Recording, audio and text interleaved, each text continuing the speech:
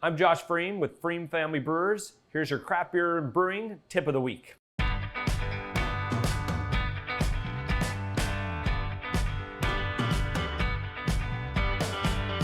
think really within lager brewing, you want really healthy yeast ready to go. For us, if we're bringing in a prop, we're starting small, we're giving the yeast time to grow up and then really moving forward. So you're gonna have to work within your brewery to make sure that you're doing whatever you need to do to make sure you have great yeast. We have a great lab team. We know what we're doing with the beer to make sure that we have all eyes and can see what's happening. We like to pitch 1 million cells per mil per degree Plato. And this with very high viability sets up our yeast for success and gives us the flavors that we are looking for. Within that, aeration, or oxygenation is also very important.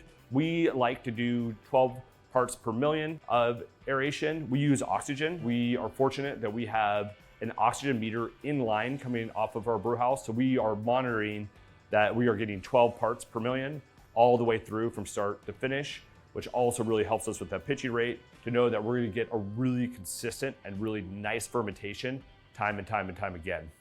Making sure you have good glycol control in your fermenter is very, very important. You want to make sure that you don't have any big swings. You want it to be nice and steady. For a lot of these beers, we're running in at 50 degrees Fahrenheit and then we're fermenting them between 52 degrees and 54 degrees Fahrenheit. We like to have a slow ferment and then they get down to 5.5 degrees Plato and then we move them up to a diacetyl rest between 68 to 62 degrees Fahrenheit, depending on the beer. And then once we're about a degree to a degree and a half above final target Plato for finishing gravity, we spoon the tank. We use barbecue devices, which allow us to regulate the last bit of off-gassing of the really nice CO2 and recapture it in the tank. And by doing this, if you catch this and do this well, you are able to almost 100% supply natural CO2 to your lager beer.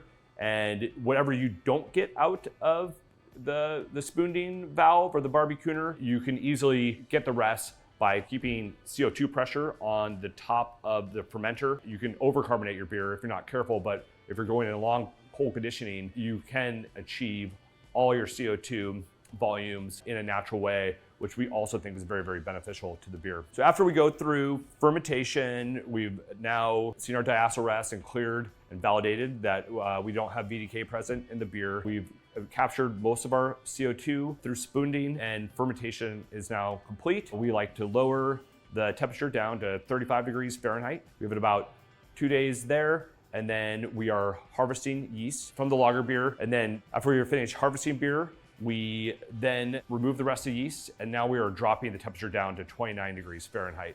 This is an area where lager brewers can get a chance to play. You know, there's some people that like to lager storage their beer for 6 or 8 weeks. There's other people that are 3 or 4 weeks.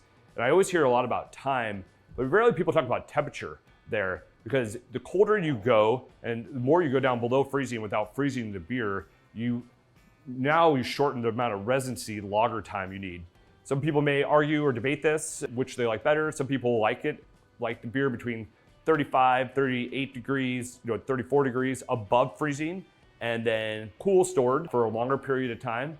At Pfriem, we like a little bit shorter residency time of about 4 weeks at 29 degrees Fahrenheit. I should say anywhere between 3 to 4 weeks, depending on after fermentation. And that allows us, we get really, really nice cellar maturation with that 29 degrees Fahrenheit. And we're every couple days, we are removing yeast off the bottom of the tank because we would not want any autolysis that will show up in your beer at a later point. And that really, really cold conditioning really brings everything together, and it creates, not only you now have this really clean fermentation that is striking, and now you have this beautiful cellar flavor that's really round and the edges are knocked down. And these are really gonna be really, really important for adjunct brewing because the beer is so naked and you will taste those rough spots if you don't create an opportunity to clean them up.